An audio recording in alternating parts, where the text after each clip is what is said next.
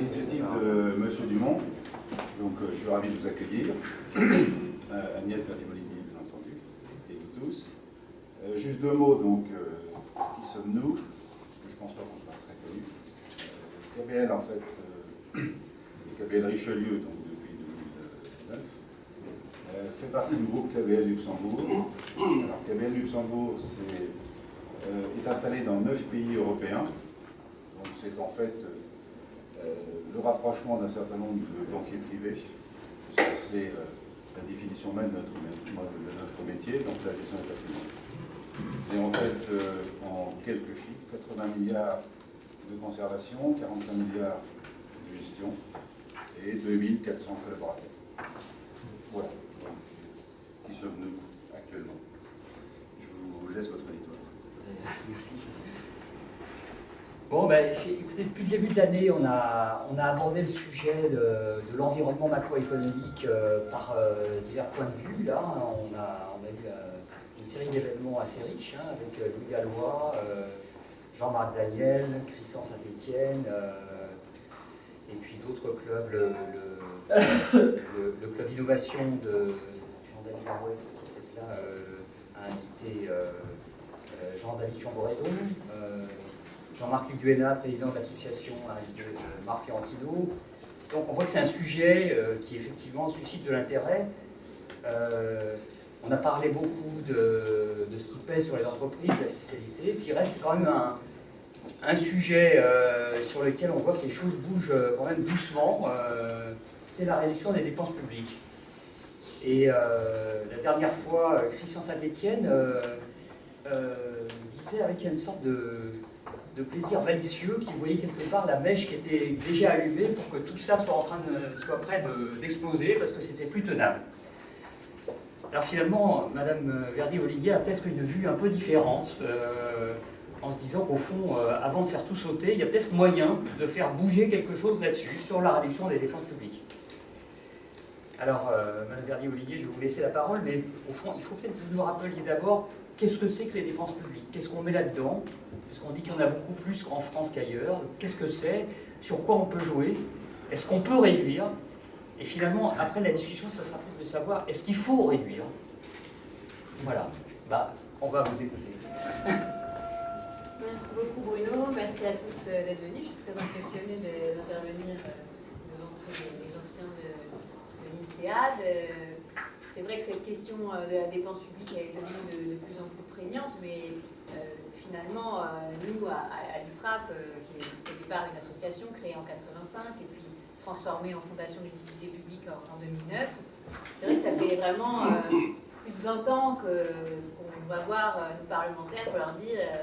tirer la sonnette d'alarme pour dire attendez, vous n'évaluez pas les politiques publiques, vous ne faites pas le job, vous ne faites pas l'essentiel de votre travail qui n'est pas de légiférer et d'entériner, de faire la chambre d'enregistrement des demandes du gouvernement, des projets de loi du gouvernement. Vous savez que des propositions de loi, il y en a extrêmement peu qui passent, et des amendements, on en reparlera, mais c'est Epsilon qui passe tous les ans. Mais le travail véritable de nos parlementaires, c'est celui d'évaluer les politiques publiques. Donc ça, c'est vraiment quelque chose qu'on n'a pas encore saisi en France. Et quand moi je suis allée avec notre fondateur Bernard Zimmern, qui est un mécénat, inventeur, entrepreneur, dire aux parlementaires de gauche comme de droite dans les années 2000, au début des années 2000, en 2002, 2003, 2004, il faut créer un organe d'audit qui soit indépendant, mais qui soit plutôt au service du Parlement et qui évalue tous les ans une cinquantaine de politiques publiques avec des propositions claires, chiffrées, des propositions d'économie. On nous a répondu, écoutez, ça fait des années qu'on vote le budget en déficit, les taux baissent, on ne voit pas pourquoi on irait changer tout ça. Pour l'instant, ça marche. Et donc, c'était un peu l'idée d'aller dans le mur de la dette, tranquillement, avec finalement une dette qui augmentait, mais une charge de la dette qui était tout à fait flat, tout à fait stable, et donc qui n'était pas inquiétante. Voilà. Donc, la spécificité de la dépense française, c'est qu'elle est très importante au niveau central, au niveau local et au niveau social. C'est un peu pour répondre à la question de Bruno. Aujourd'hui, c'est 1149 milliards de dépenses publiques en tout, c'est 370 au niveau de l'État, c'est environ 230, 240 au niveau des collectivités locales et 621 milliards de dépenses sociales, mais bien sûr, il y a des recoupements entre les uns et les autres, et on retrouve de la dépense sociale dans le budget de l'État, on en retrouve dans les collectivités locales, et donc, au final, évidemment, on ne peut pas additionner tout simplement ces chiffres-là.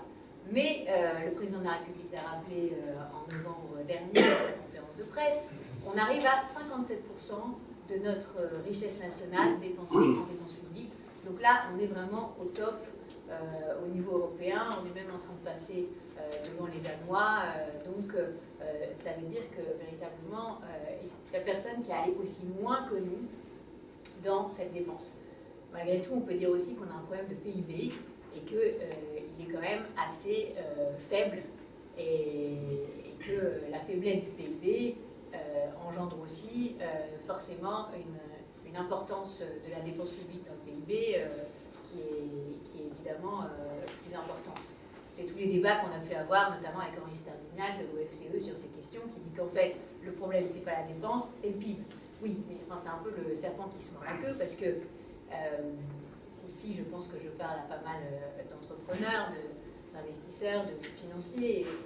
Et évidemment, le problème, les deux problèmes de la France, et c'est là-dessus qu'on travaille à la Fondation IFRAP, c'est à la fois la question de l'équilibre des comptes publics et la question de la création d'entreprises et d'emplois. C'est-à-dire c'est sur ces deux sujets-là qu'il faut agir de façon concomitante. Et ce qui est important à comprendre, c'est que non seulement nos parlementaires ne se sont pas doutés qu'ils avaient une espèce de situation explosive sur la dépense, mais encore, aucun gouvernement qu'on a essayé d'alerter sur ce sujet pendant pas mal d'années n'a véritablement compris ce qui était le message d'une fiscalité au service de l'entrepreneuriat. Donc je pense que vous avez dû aborder ces sujets-là avec pas mal d'intervenants que Bruno a cités tout à l'heure, que ce soit Jean-Marc Daniel, ou Christian Saint-Etienne, ou Marc Charantino. Enfin, tout cela, c'est vrai qu'on tourne un peu sur les émissions ensemble et on finit par se connaître un petit peu. Je crois qu'il y a une chose sur laquelle, finalement, personne ne va véritablement assez loin, c'est la question de quelle est la possibilité au niveau de la fiscalité de véritablement doper l'entrepreneuriat, le financement des startups, etc. Et je commence exprès par ce sujet qui n'est pas vraiment quelque chose de très développé dans mon livre, mais qui est fondamental et très structurel du travail qui est le nôtre. Quand on a, en 2003 par exemple, organisé le premier colloque à l'Assemblée nationale avec Charles Courson, avec Gilles Carrez, avec Laurent Hénard, avec pas mal d'investisseurs, d'entrepreneurs, sur la question de mettre l'ISF au service de l'emploi. Tout le monde nous a dit, mais jamais en France ça passera une mesure de déduction de l'ISF à payer de ces investissements dans les PME ou dans les TPE. Voilà. Aujourd'hui, ça s'est fait. Mais vous voyez à quelles conditions? Avec un plafond quand même relativement bas, avec aussi le seul levier de l'ISF, alors qu'il faudrait aussi un levier beaucoup plus important sur l'impôt sur le revenu. On s'est beaucoup engagé sur ces questions de relever le plafond de l'avantage Madelin de 199 TRDCS qui permet aussi de déduire tous les investissements dans les entreprises de son impôt sur le revenu à payer. Ça a été une bataille absolument énorme. Tout ça pour obtenir d'arriver jusqu'à 50 000 ou 100 000 euros pour un célibataire ou pour un couple. Et à la fin, d'être raboté par un plafond global des niches à 10 000 euros qui comprend la femme de ménage, tous les emplois à domicile et l'investissement dans une entreprise.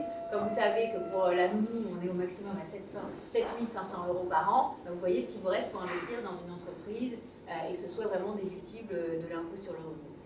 Donc, le principal reproche qu'on peut faire à notre fiscalité, j'en fais tout un chapitre dans mon livre, c'est le chapitre 4 sur le matraquage fiscal, c'est que notre fiscalité n'est conçue que pour véritablement abonder les caisses publiques, mais pas du tout pour être un levier intelligent de financement.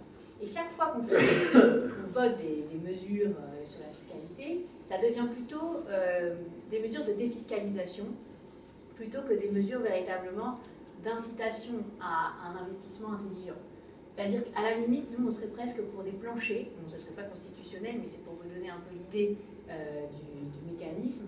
On dirait, voilà, il faut donner au moins 100 000 euros dans le capital d'une entreprise pour pouvoir avoir des déductibilités possibles. Bon, ça, ce serait dans le meilleur des mondes. Mais vous voyez un petit peu le sujet. Le sujet, c'est pas d'arriver à saupoudrer 5 000 € par-ci, 5 000 € par-là pour avoir des boards d'entreprises où il y a 10, 15, 20 personnes où finalement c'est pas gérable.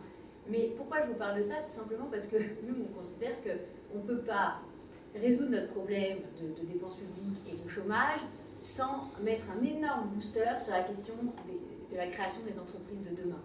Et ce qu'on a pu constater dans tous les chiffres de comparaison entre la France, l'Allemagne et la Grande-Bretagne, c'est que nous, on crée beaucoup de boîtes, mais il n'y a personne dedans. Ça ne crée pas d'emploi. Donc, on a beaucoup alerté les gouvernements de droite là-dessus, et notamment au moment de l'auto-entreprise, parce que, bien sûr, on connaît bien Hervé Novelli, il a été très sympathique, il m'a reçu pour ce livre, je le cite dans tout un chapitre consacré au ministre sans pouvoir, mais la question de l'auto-entreprise, finalement, c'est sympa, au niveau culturel, ça fait avancer un peu les choses, etc. Au niveau de l'emploi, ça ne bouge rien du tout. Au niveau du chiffre de ces boîtes, c'est quand même très très faible. Et donc, c'est pas créateur véritablement de valeur ajoutée, de richesse, c'est pas ultra pérenne non plus. Donc, quand on voit qu'on a 500 000 entreprises créées et que parmi ces 500 000, il y en a un maximum de 40 000 qui sont employeuses dès la première année, on s'inquiète. Parce que dans les pays comparables, on est plutôt au double, voire au triple. Hein. On est autour de 120 000 entreprises employeuses ou de 100 000 en France et en Grande-Bretagne dès la première année. Ça, c'est tous les chiffres que nous avons sortis. Alors évidemment, ce sont des chiffres qui sont d'il y a 3, 4, 5 ans, mais qui prouvent quand même que la dynamique de création d'emplois dans nos entreprises est quand même, pour nous, très faible et résulte du fait qu'elles sont sous-capitalisées. Très difficile à prouver, mais on pense que si on avait des capitaux propres dès les premières années beaucoup plus importants, beaucoup plus d'investisseurs privés, on arriverait à développer un emploi de façon beaucoup plus rapide et on arriverait aussi à dégager évidemment derrière des cotisations sociales et de la TVA, etc. Mais chaque fois qu'on a présenté ce genre de raisonnement à Bercy, ils n'ont pas été très favorables dans la mesure où ils considèrent que chaque fois que, par exemple, si on veut calculer les retours en TVA dès les premières années d'incitation fiscale qui seraient beaucoup plus fortes, un peu calquées sur les incitations britanniques qui ont un plafond pour un couple à 1 million de livres, donc on est vraiment très très au-dessus de toutes nos incitations fiscales françaises. Ils nous répondent que chaque fois qu'on crée, on génère de la TVA, les rentrées de TVA par une nouvelle activité, eh bien ça prend de l'activité à une autre. Donc voilà, donc la conception même de l'idée qu'on va répondre à des nouveaux besoins avec des entreprises qui sont des entreprises créatrices d'emplois qui n'existaient pas hier et qui sont vraiment dans une dynamique, pas forcément technologique, mais innovante, au sens large du terme, parce qu'il y a aussi tout ça qui est une vraie bataille sur la sémantique, la signification, et qui devient ensuite une bataille législative, parce que plus on va mettre un entonnoir pour les boîtes qui peuvent bénéficier de telle ou telle aide, et plus finalement ça va concerner un très très petit nombre d'entreprises. Voilà, donc juste pour vous donner un peu une idée du travail que nous avons mené sur ces questions, parce que si vous voulez, les études que nous menons sur tout ce qui est dépenses publiques, c'est aussi dans le but d'arriver à un moment à redonner du souffle à toute une économie. Voilà. Et aujourd'hui, quand on est interviewé sur ces questions, on nous dit mais pourquoi en fait les entreprises françaises n'embauchent pas, etc. Je pense qu'il y a un problème de confiance, mais il y a aussi le problème de la dette qui ressurgit aussi sur toute la dynamique entrepreneuriale. C'est-à-dire que l'entrepreneur qui va vouloir créer une activité, il se dit, attendez, si je crée une activité dans un pays qui est incapable de réduire ses dépenses, demain, je vais être la vache à lait potentiellement de cet État qui n'arrive pas à se réformer, ces collectivités locales qui ne savent pas mutualiser, de cette sécurité sociale qui ne sait qu'empiler et qui est un peu un payeur aveugle, notamment sur l'assurance maladie, etc. Donc forcément, ça ça inhibe aussi les comportements entrepreneuriaux de nos concitoyens. Donc, je pense que c'est quand même quelque chose qui a été compris malgré tout par le gouvernement, même s'il y a eu tout l'épisode de la taxation du capital comme le travail qui est absolument néfaste et ultra négatif pour l'entreprise française. Mais on voit le retour en arrière avec les assises de l'entrepreneuriat. Je ne sais pas si certains d'entre vous y étaient, mais bon, moi j'étais pendant le discours du président, il y a eu tout un colloque, etc. Ils ont fait venir des jeunes entrepreneurs d'une trentaine d'années. C'était quand même assez dynamisant et assez positif. Et on voyait qu'ils disaient, bah oui, on a fait une erreur, en fait c'est économiquement non viable de vouloir taxer le capital comme le travail, mais vous voyez la casse aussi au niveau du symbole et si on ajoute les 75%, c'est sûr qu'on est quand même dans des messages qui sont, à mon avis, extrêmement destructeurs de richesse et c'est ce que je dis dans ce livre. Pour passer au cœur du sujet du livre, moi je considère, mais ce n'est pas un message que je délivre seul, je dirige une fondation qui s'appelle la Fondation du Frappe, et bien sûr ce livre est le résultat d'un travail aussi collectif, parce que, si vous voulez, ce n'est pas juste une petite année de recherche qui permet de sortir un livre comme celui-là, c'est la sédimentation d'années et d'années de travail sur ces sujets, et je peux dire que tous les jours on progresse un peu sur notre perception, sur la finesse et sur nos recherches qui sont de plus en plus microéconomiques, c'est-à-dire qu'au départ on part d'un constat un peu général et puis plus ça va, plus on tire le fil de la pelote et plus ça va, plus on s'intéresse à des sujets vraiment extrêmement précis, de plus en plus précis. Pourquoi avoir appelé ce livre 60 milliards d'économies? Tout simplement parce que je me suis rendu compte en regardant les chiffres de l'OCDE que la France produit ses services publics beaucoup plus cher que les pays de l'Union européenne. Alors, l'idée, et ce débat, je l'ai eu avec pas mal d'experts de l'OCDE, ils m'ont dit, mais attends Agnès, votre pays et vos services publics, ils ne sont pas géniaux. Ce n'est pas parce que vos services publics sont extrêmement, disons, supérieurs à ceux des autres pays de l'Union que vous les payez plus cher. Vous les payez plus cher parce qu'ils vous coûtent plus cher en production. Enfin, la production de vos services publics vous coûte très très cher. Et ce qui est clair, c'est qu'aujourd'hui, nous, ça nous coûte 27,7% du PIB pour produire nos services publics. Alors dedans, on compte les externalisations, etc. Tandis que dans la moyenne des pays de l'Union, on est à 24,9%. Donc c'est cet écart que j'ai voulu mettre en avant et qui correspond d'ailleurs à l'engagement du président de la République, mais c'était pas quelque chose de voulu. C'est-à-dire que ce à quoi je suis arrivée comme conclusion, c'était que les 60 milliards d'euros d'économie que l'Élysée a annoncé pour 5 ans, en fait, on pouvait l'économiser tous les ans, rien qu'en organisant mieux nos services publics, en les rationalisant, finalement, en revoyant entièrement ce que n'a pas fait la révision générale des politiques publiques, parce que là, il y a aussi dans ce livre quelques reproches constructifs aux différents gouvernements qui se sont succédés et qui n'ont pas fait le job, qui n'ont pas été jusqu'à faire cette cartographie de qui fait quoi à l'intérieur de la sphère publique et de comment on pourrait réorganiser ça. Dans le jargon public que sûrement vous connaissez, on appelle ça les périmètres, c'est-à-dire comment on fait pour réorganiser l'intervention publique dans les 3 secteurs qui sont la sécurité sociale, les collectivités locales et l'État. Et là, quand on se penche un peu de façon fine sur cette question, on se rend compte que le vrai problème de la France, c'est que chaque échelon veut tout faire. La commune veut tout faire, l'intercommunalité veut tout faire, le département veut tout faire, la région veut tout faire, l'État veut tout faire, et la Sécu rajoute une petite couche par-dessus tout ça. Et au final, on est quand même dans une situation où on se retrouve dans des situations ubuesques, comme par exemple le fait qu'il n'existe aucun budget consolidé pour un établissement scolaire. On ne peut pas comparer 2 établissements. On ne peut pas dire, voilà, j'ai mis tant de budget pour cet établissement avec tant d'élèves, et les résultats sont les suivants. Voilà, ça n'existe pas. Donc nous, on s'est penché sur cette question en regardant les coûts par élève et parents entre l'enseignement privé sous contrat et l'enseignement public. on s'est rendu compte qu'il y avait un écart de 2 000 € pour le premier degré, en défaveur du public, et de 2 700 € pour le second degré, en défaveur du public toujours.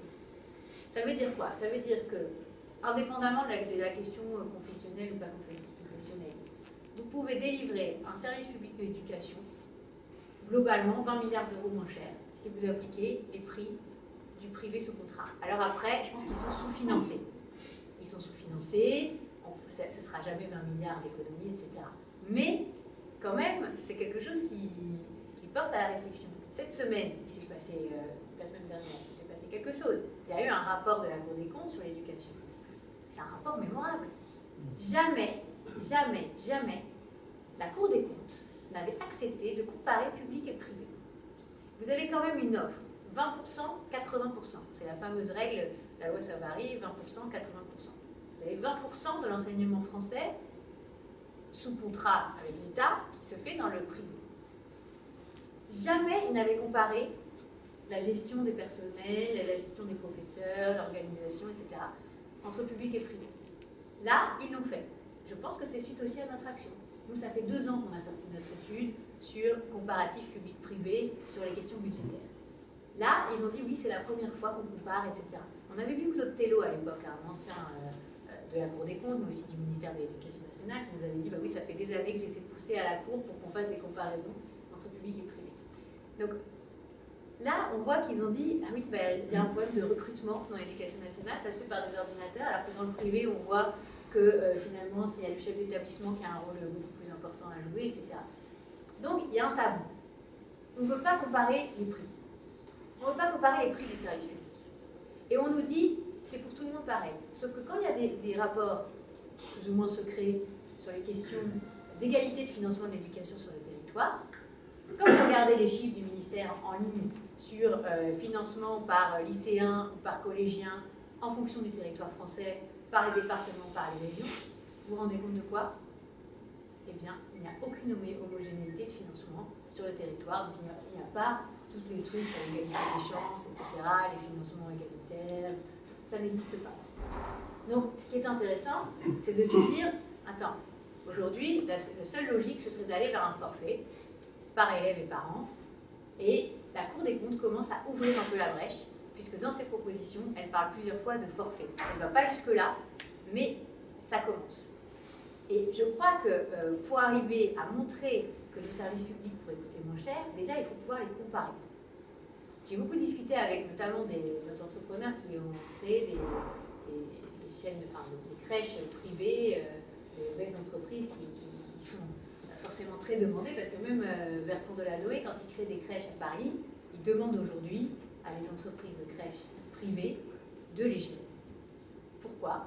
Parce que pour le même prix, vous allez avoir plus d'heures de garde.